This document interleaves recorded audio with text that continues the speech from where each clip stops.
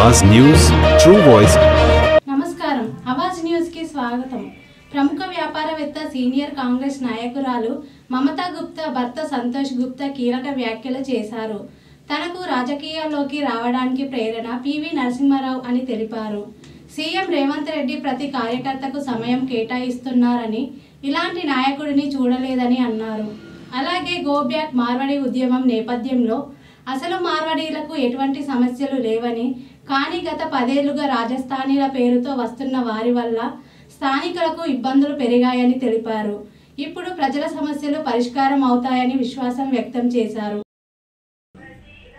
ఆయన కూడా మా అమ్మమ్మ వాళ్ళ ఊరు అన్నమాట, దామేర దగ్గర వరంగల్ కరీంనగర్ బార్డర్లు ఉంటారు। అప్పటి నుంచి నేను ఆయన ఫాలో అవుతుండే పివి నరసింహారావు గారిని। సో ఆ టైంలో ఆయన ఫాలో అవుతూ కొంచెం కాంగ్రెస్ మీద మాకు బాగా అభిమానం ఉంటుండే, కాలేజ్ డేస్ లో ఎన్ఎస్సీ ఇదంతా। సో ఏదైతే ఆయన రిఫార్మ్స్ తీసుకొచ్చిండో, సొసైటీకి ఎకనామిక్ రిఫార్మ్స్ తీసుకొచ్చిండు, ఆ టైంలో ఎంతో మందికి విదేశీ ఆపర్చునిటీస్ దొరికినాయి, విదేశీ కంపెనీలు ఇండియాకి రావడం జరిగింది। ఇండియాకి వచ్చిన తర్వాత గవర్నమెంట్ కాకుండా ప్రైవేట్ సెక్టర్ లో కూడా ఎంప్లాయ్మెంట్ రావడం జరిగింది। ఆ ఎంప్లాయ్మెంట్ లో ఎంతో మందికి ఎన్నో రకాలుగా ఉపాధులు ప్లస్ హై అండ్ సాలరీస్ రావడం జరిగింది। దాని తర్వాత లగ్జరీ అనేది ఇండియాలో స్టార్ట్ అయింది। ఈ రోజు మనం ఇంత లగ్జరీ చూస్తున్నాం అంటే అప్పుడు ఆయన తీసుకొచ్చిన రిఫార్మ్స్।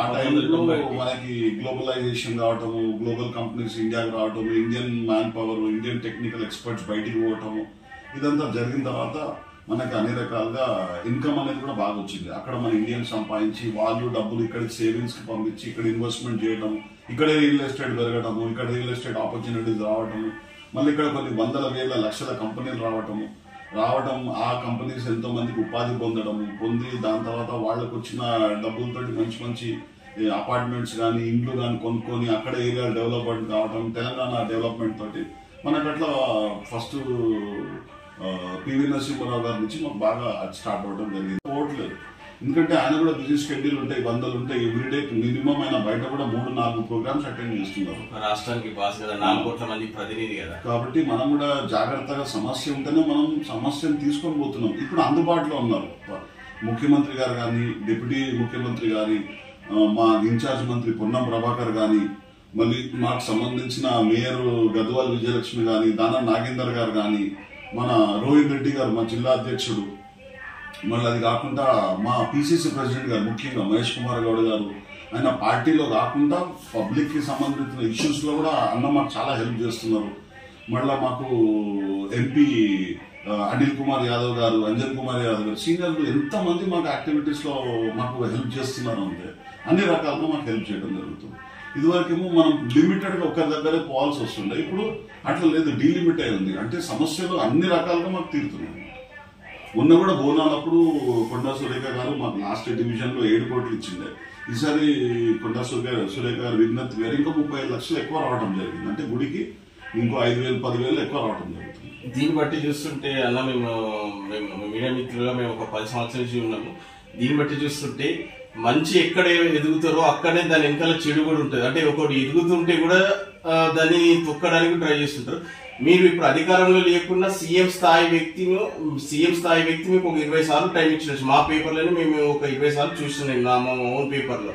అంతేకాకుండా మీరు అధికారంలో లేకుండా చాలా సేవా కార్యక్రమాలు చేస్తారు, మీకు పదవితో సంబంధం లేదు, మమతా గుప్తా గారికి కానీ మీకు కానీ, అంటే మీకు జనాలతోనే ఉన్నారు, అగ్రనేతలు సీఎంతో ఉన్నారు, మీకు మధ్యలో గ్యాప్ వచ్చిందంటే ఎదిగితే ఒదగలేని వాళ్ళు ఎవరైనా మీ పైన మిస్గైడ్ చేసిండ్రా అనేది చూడండి సార్, అది కామన్ గా అన్ని జాగాలలో మీకు డౌట్ వచ్చిందా? మేము దాన్ని పట్టుకుని సో కాల్డ్ మార్వాడీస్ 2014 తర్వాత తెలంగాణ వచ్చిన తర్వాత వచ్చిండ్రు, వాళ్ళు మార్వాడికి సంబంధించిన వ్యక్తులు కాదు, వాళ్ళు రాజస్థానీ భాష మాట్లాడేసరికి మనం వాళ్ళని మార్వాడోళ్ళు అనుకుంటున్నాం, కానీ అసలు మార్వాడికి సంబంధించిన వాళ్ళు Mali community, Maheshwari community, Agarwal community, Jain Samaj, ఇట్లా కొంతమంది ఉన్నారు। వీళ్ళు చాలా ఆర్గనైజ్డ్, సిస్టమాటిక్, వీళ్ళు దేశ స్వాతంత్రంలో వాళ్ళది పాత్ర ఉంది, తెలంగాణ ఉద్యమం 1969లో పాత్ర ఉంది, తెలంగాణ మొన్న ఉద్యమంలో కూడా వాళ్ళకి పాత్ర మేజర్ రోల్ ఉంది।